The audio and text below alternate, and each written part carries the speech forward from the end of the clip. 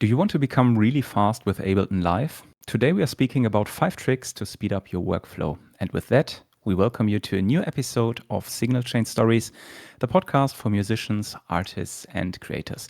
My name is Miles Kundra, and I'm co-hosting the podcast with the wonderful Mordio, who is also known to be very, very good with Ableton Live. And this is what we want to speak about today. Your Ableton Live tips and tricks, and also mine, because I used to program also for quite some years now. Today it's all about producing music fast, not selling drugs online fast with Ableton Live. And with that, we start right into the topics. We want to share 5 tricks to become really fast in Ableton Live. Mordio, my friend, what is what is your number one trick when producing music fast? Netflix plug. Oh yeah, I needed to do that pun as the new season is out. Sorry, I'm watching it right now. So.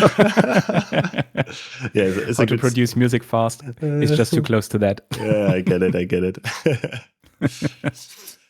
The Ableton wizard here. Yeah, you are. Oh, you definitely are. This is actually how I discovered your YouTube channel. Yeah. I was watching one of your videos and said, damn, this guy is using Ableton so differently than I'm using it. And I was amazed by how much stuff you could do with this tool. Like before I've seen your channel, I've never used Operator before. Really? Never. No. I was like, I don't know if the synth is for me. And then I've seen you doing amazing stuff with it. And I was like, maybe I should give it a go. Funny, I'm actually believing that the synth in the end doesn't matter at all. You can put whatever you like to use. If you like one plugin that you love, put that in front and then do what I show in the tutorials. But it's more the back end that makes the sound to the sound, like you just need frequencies in the end. Yeah, and wave shapes. Yes. And with that, I think you can do already a lot. I agree. Yeah. But funny that you come from my channel to Operator. That's funny because I was actually through YouTube learning Operator because I know a lot of people using it. I was never using it, so I just teach myself. Okay. Yeah, same for me. I'm still learning it, and it's very deep, I have to say. But it can go really deep. I really like it. Yeah. Yeah, cool. But yeah, as mentioned today, 5 tricks to become really fast in Ableton. If I would ask you now, what is maybe your number one trick to produce music fast in Ableton Live? What would that be? Cool. The number one trick to be fast. Don't overthink it too technical in the beginning. And if you get stuck with something and you start to think too long, delete the channel and start something new instantly. Like straightforward. Like kill your darlings. Yes. Like if you feel like, since 1 hour trying to make this kick nice, then use a different kick. Then use synthesizer, something else. I don't know. Start from beginning, you will be faster and then you will be efficient. And always have in mind that you can come back to a thing. First of all, you need just something that lets you drive into the creative process. So you feel it. In the beginning, when you have a blank page and no templates, what I like to do, it's also trick number 2, I would say, work with blank pages. Every time you start a track, you start blank. So you're not getting used to one workflow. You learn a lot of workflows and then you become faster. That's super interesting that you say that because it is just what I have come back to because I've been using an Ableton template that I still use, and it's very helpful for one purpose. So for my approach, I want to build live sets and want to play live. So I need to have all of my tracks in the same structure, so to say.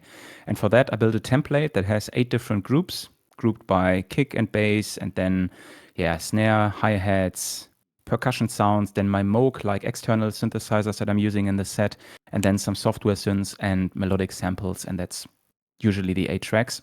But then I realized, so first my idea was, okay, when I write new music, I can immediately start to write them in this template to get stuff going. And at first it worked very well for me. But then, as you said, at one point I felt a little bit stuck because I thought, I'm pressing myself in this template in the creative process. And now I've switched it that I've gone back actually to using just the default Ableton preset, like just 2 MIDI tracks, 2 audio tracks, and then just throw stuff in there. Yeah. And then once I get going with my jam and become kind of like to a state where I think, okay, now it gets into a territory where it's finished or getting close to finished, and the creative process is, I mean, it's not really over, but kind of like the real creative where you add new elements is over. Then I start to transform it into this format so that I can then easily, once I have it ready, transfer it over to my live set. And this works so much better. And I think I get way faster, as you said, to good results that I really like.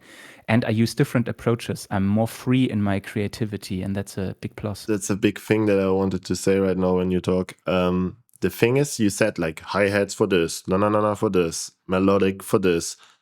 But then you will always do these things till everything is full, right? Everything has some MIDI clips, and then you will have always music with melodies, hi-hats. But Exactly. if you have a blank page, maybe one day you feel like, actually, no melodies today. And wow, you change as an artist.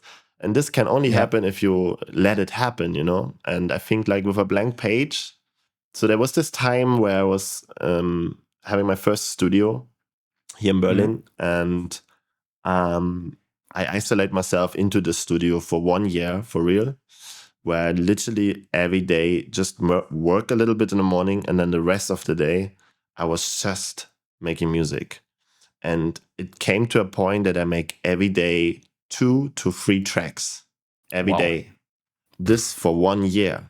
Definitely 1.5, I don't know, but like 1 year for sure. Every day. It was a routine. People was thinking I'm obsessed with music and was calling me like this, and I feel like my ego was liking it, you know, being the weirdo that just get a coffee routine and then making tracks. I know that I got like a studio where like some friends was chilling in my back, passively hanging there in my studio, but I was making music. I was not interacting so much with them. I was just there and giving them the room to chill, but I was just there. And when I'm done, I was like, what I do next? Should I sit down with them, do something? No. I would say, what I should do next? And then they say, dub techno. And I was like, okay, let's go. Okay, that's nice. So I was really like just taking random impulses from my environment and just do it. Like when someone did some cool sounds with the mouth, I was like, can you do it again? Thank you. And they just recorded it and used this as an impulse to create. And I think that is like the main thing where we have to talk in this episode. There is no cheat code to become faster than just doing it with a routine. This is so important. You have to build a routine. If you say you have a job and you cannot do this, make a sketcher where you have this 2 days in the week where you know you have like 1 hour free. You will sit down every week in this 1 hour and you make 1 hour music. Yep. And then after you bounce. So the goal is not like making 1 hour, 1 kick. The goal is being fast, because the goal is to finish a track. Because you will learn from finishing tracks way more than like just sound design for 1 hour on one element. This is true. Yeah. This is super true. However, I have to say, I also learned a lot with dedicated sound design sessions. So sometimes I just like to sit down and say, okay, today I want to work, for example, with a drift synthesizer and Ableton and just create one sound for the fun of it and learning the synth.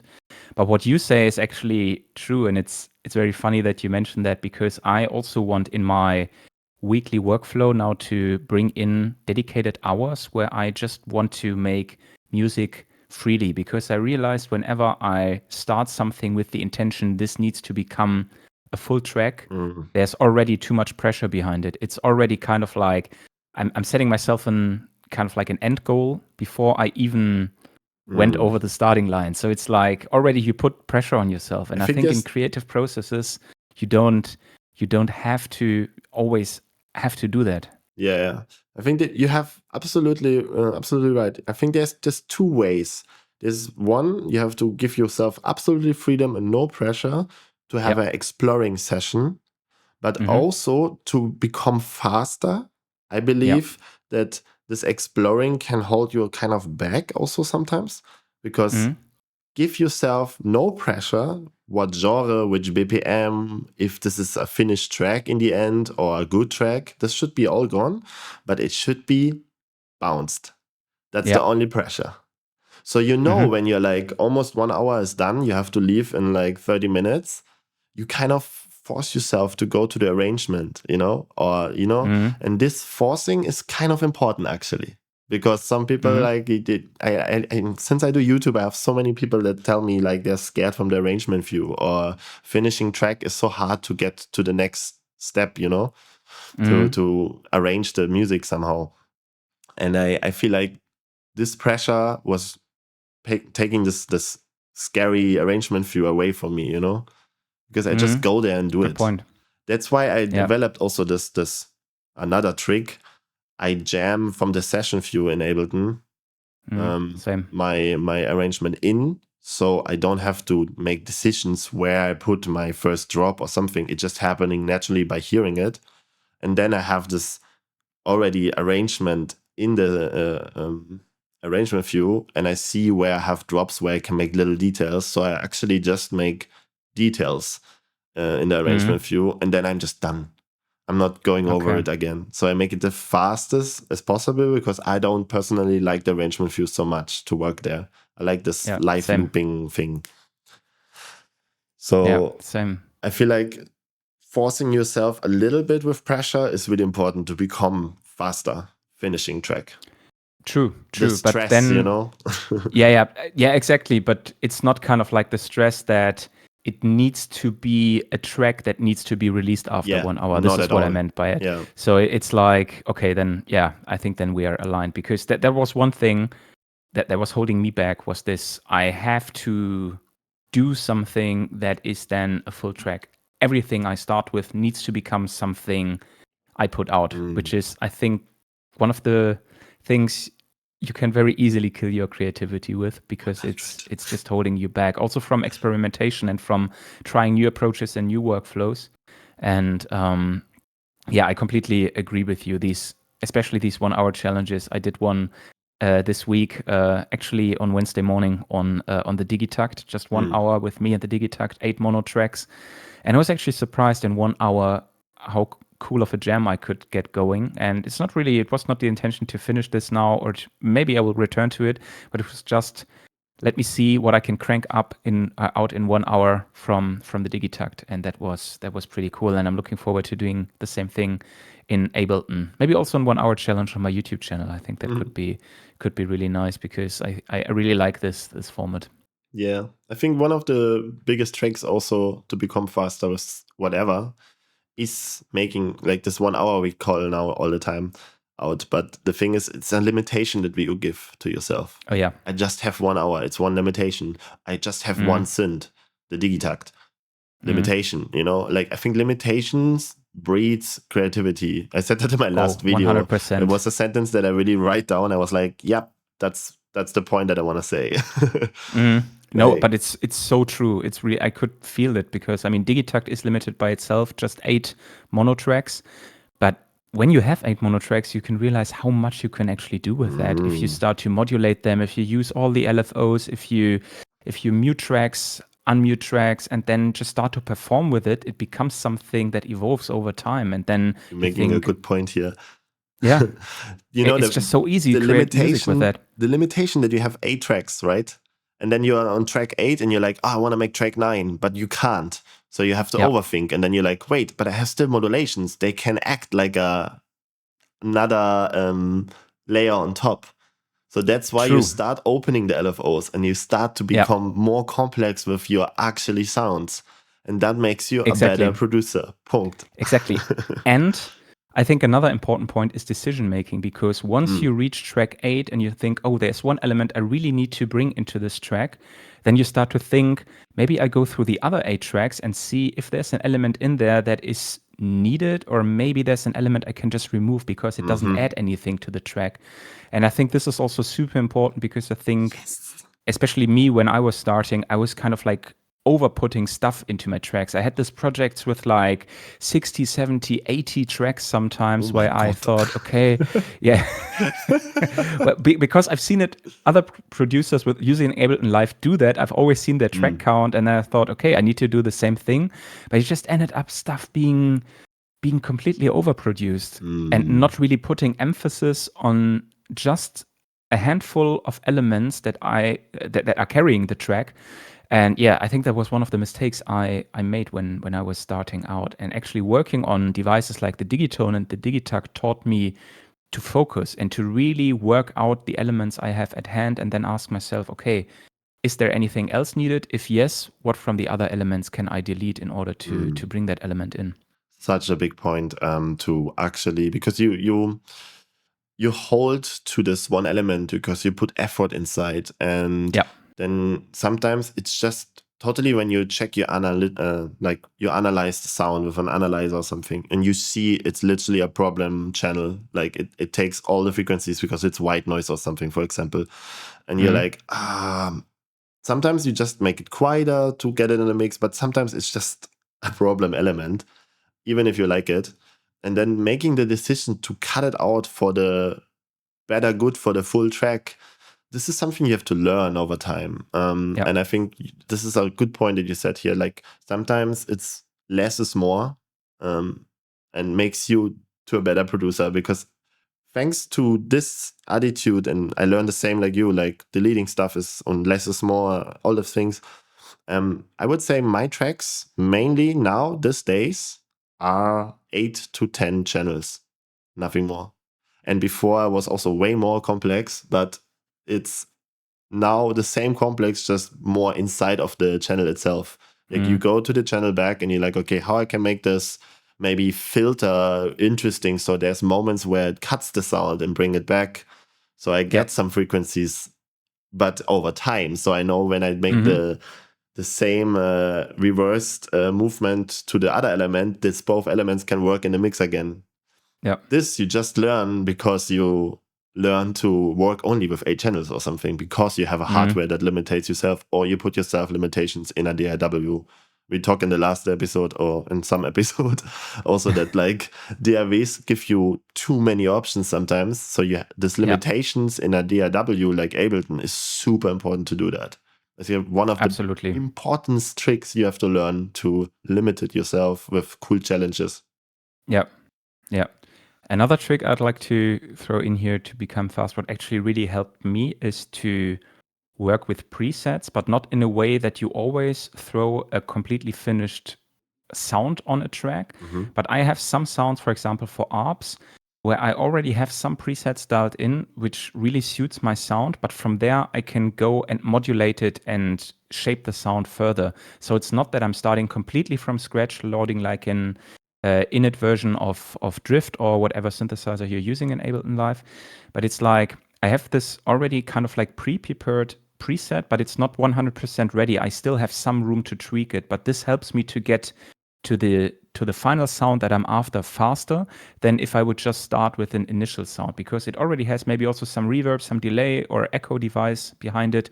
And I can start to tweak then all these parameters and end up with a completely different sound than the preset that I loaded, but still it got me there way faster than if I would have just started with a blank MIDI track and then load all the device just device by device, because that just takes time. Yeah, absolutely. I think there's like this fine line. So there's this 2 ways of presets.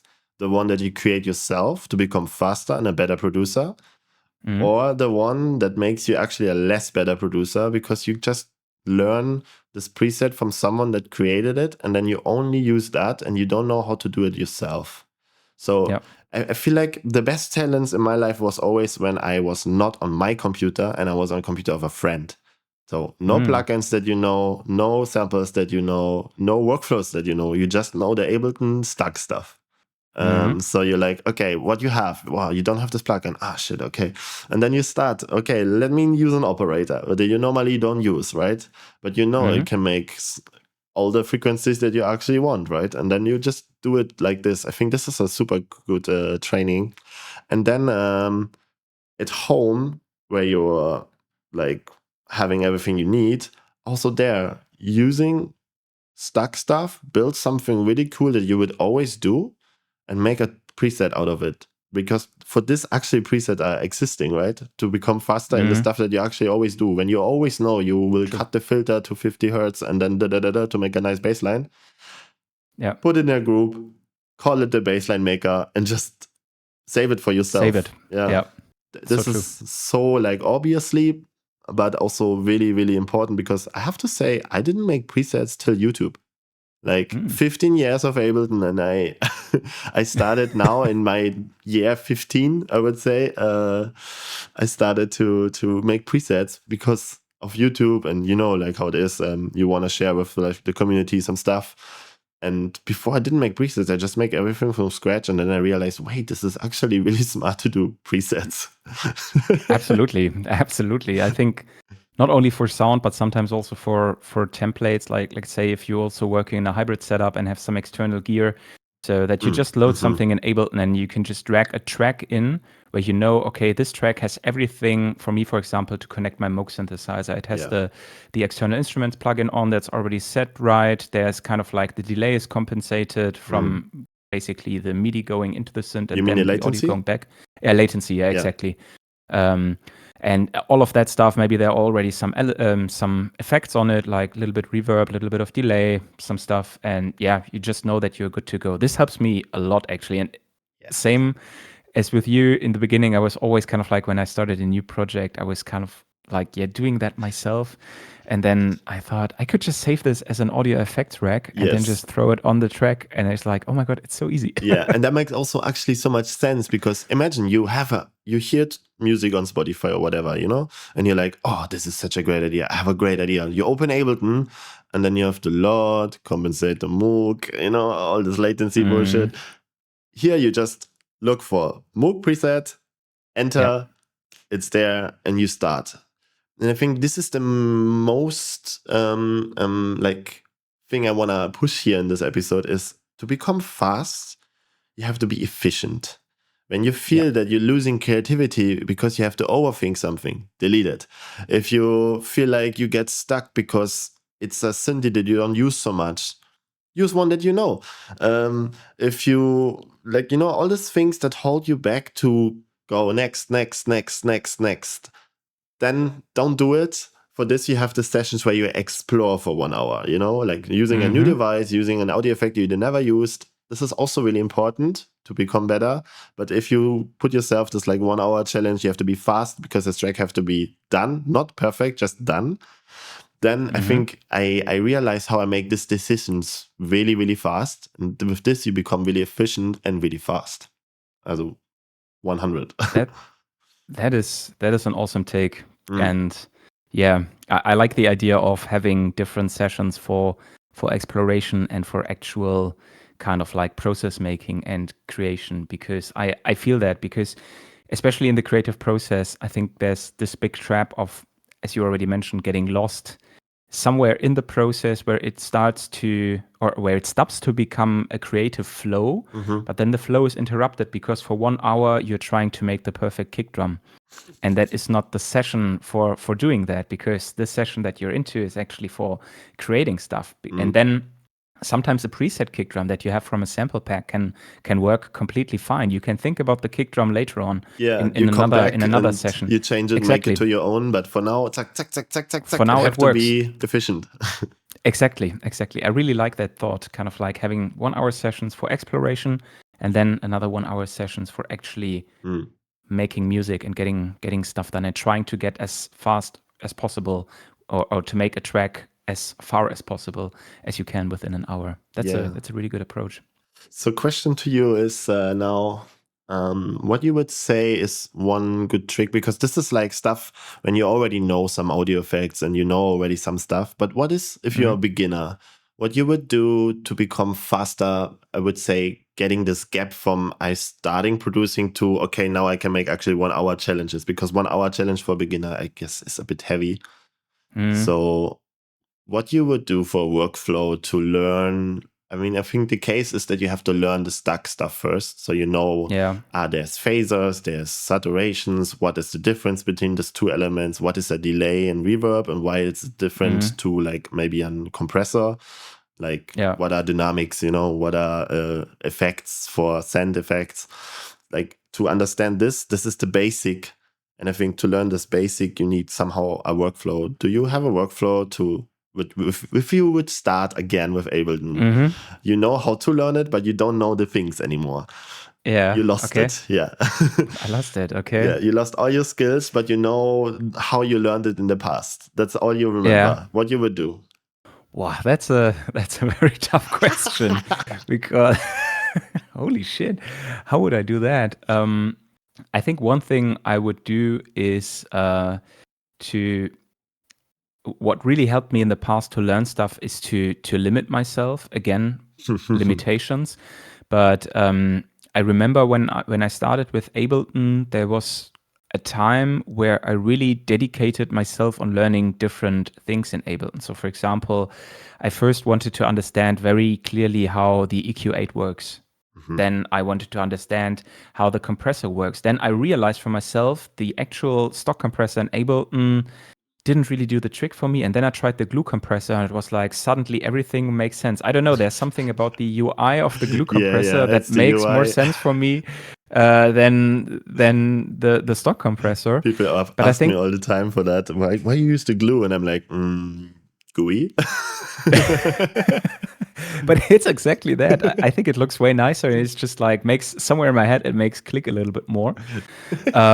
No, but getting back into the things we were talking about. So yeah, one thing that really helped me was kind of like learning one device by one. So focus on equalization, focus on compression, then learning how limiters work, and then also kind of like what saturators are, how you can use that. So really, I think when I learned mixing, I learned it device by device. So one step at a time, not throwing everything together, but really exploring the different tools and learning how they help me to shape sounds.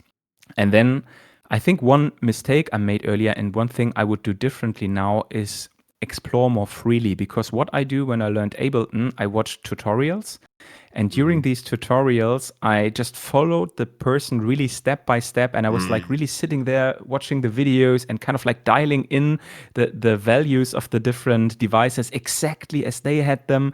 But then I just followed and didn't really understand what the devices did for myself. And now I'm more in a state where I'm like, what does this thing do? Oh, okay, I just turn it and see, okay, it sounds like this. All right, I could do it like this. Maybe throw an LFO on it and see if I can modulate it. Oh, sounds cool. So it's a way more explorative approach. And I think this is something I've done a little bit wrong in the past, is like sticking too closely to what other people do.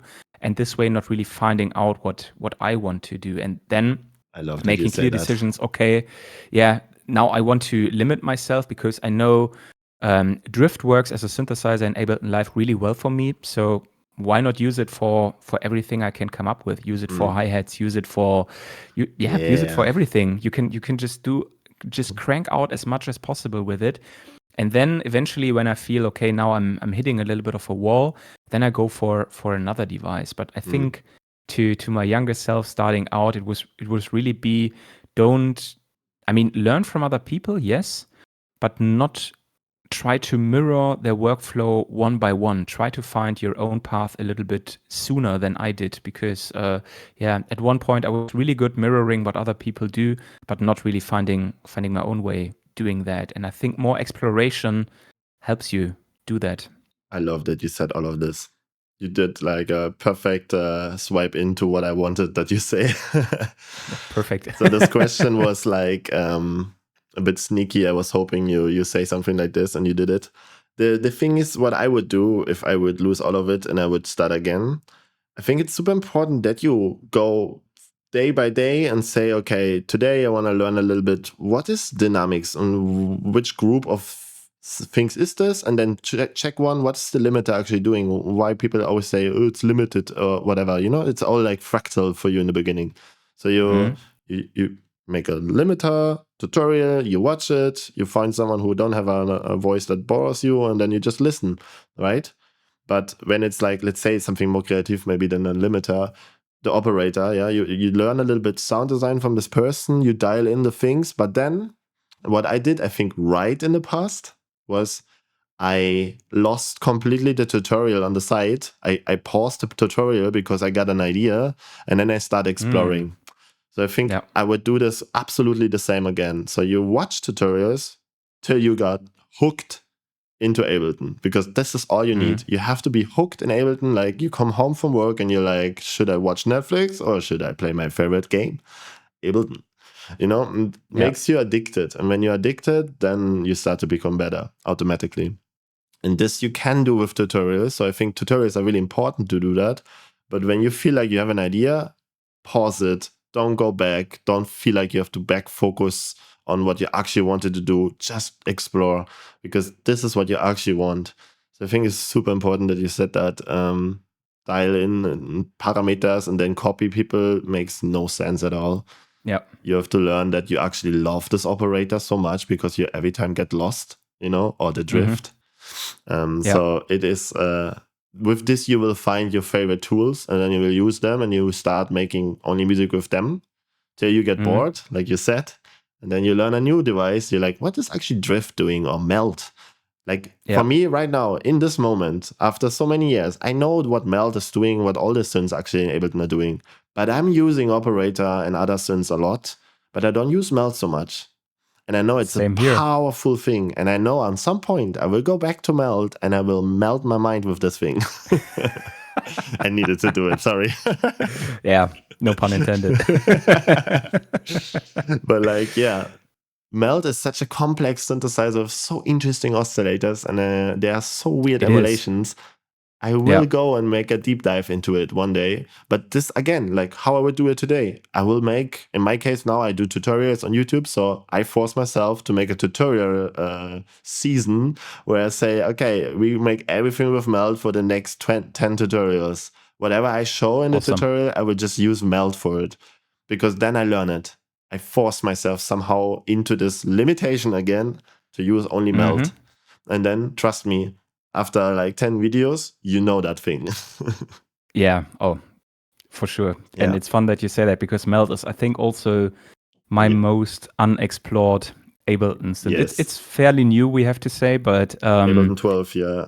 Yeah, but it's so cool. I've used it on a train ride, and I just said, okay, on this train, I just had my laptop with me and I wanted to do some sound design, and I used melt, and I ended up with a super weird modulated bass sound that evolves over time, and also had raw. I used raw also to shape the sound, and the LFOs on raw to edit the drive over time, to modulate it. It was super cool. I love it, but I haven't gone back to it since, and I think I should do that, because I think you can create some awesome sound with that, because the wave shapes that it has, or the kind of like source material you use, is so unique, as you said. It's crazy. Yeah, the source material is amazing. Like there is some oscillators where you can go so deep into drone music. It's crazy. They have so many cool overtones, and then they kind of FM without being FM. I don't know, it's crazy. But let's don't go too deep into this one synth now. No, but we save that for another episode. Yes, the melt episode. When we both get our challenge done with the melt, then we're making a deep dive, maybe with screen sharing again one time. Yeah. Cool. Why not? Why not? Cool. But I think this were already more than 5 tricks, probably. I didn't count, to be honest, but me I think you gave a lot. It was great to again learn from you, because I think our Ableton approaches are different in a way on how we use the program and the tools we use, but I think the philosophy behind it we are aligned on, because we follow kind of like the same principles. And I think it's something, also maybe a word to all the beginners out there, as Mario also said, once you get going with it, and once you get into the zone, get into the flow, it becomes easier, because you learn every day just so fast by exploring, by using the tools, and then you build your own templates and workflows and will become really fast. Obviously, as a beginner, you won't be able to do a 1-hour challenge and end up with a fully fleshed out song. But give yourself 1 year, maybe 2, or I mean, depends on how much time you put into it. Yeah, but you will become very fast, very quickly, if you dedicate the time to it. Yes, I mean, you always want to have like a cool sentence to say how to become fast and cool tricks, and we mentioned some, but in the end, it's using the software. Like it's like a muscle; you have to train it. And one thing I think we didn't mention, but obviously shortcuts. Use the keyboard, not the mouse. I think best shortcut for Ableton today, whatever stage you are, if you don't do it, it's Command F or Control F. Search for the thing that you're actually looking for. Enter. Done. Down, enter, and never touch 100%. The mouse. 100% Because otherwise you agreed. start scrolling the library, and the library is actually toxic. It's like a feed. Yeah. You get lost in. So every time you're like, I wanted this stuff is having cool stereo image. Command F, auto, pan, down, enter, and go on, you know? Again, like everything that holds you back in your creative process, like clicking the mouse, can even be one of those elements. For sure. Just delete it out of your life. So learn this fucking shortcut. Yeah. It's the first shortcut I teach always to beginners. And I think I agree with you. It's the most important one, because what I like about Command F is that it also brings you even when you are in the browser, when you are in folders, the moment you hit Command F, it brings you out of these folders, so you can browse again the complete software, which is super helpful, because then if you search into let's say you are still in this folder and you want to reach for an EQ8, and then you type in there EQ8, it won't find it because you are still in this folder. But when you hit Command F before, it jumps back, EQ8, enter, and then it's on your track. It's actually, it sounds very small, but it's, I think, a lot of these small changes to your workflow that you will learn over time that will just make you faster naturally, and also make the music making process more enjoyable. And this is, I think, what we're all I think you stay connected with the Command F, you know? You stay connected to what you actually was intended to do, and not get like, you know, sucked into something that you just saw and you're like, true, I should try this synth. And then you end up trying a synth again for 1 hour. Yeah. When you actually just wanted to face. But you want to do something else. Depends on which challenge you're doing right now, you know? Exploring challenge. Are you exploring? Or are you making this 1 hour challenge? Yeah.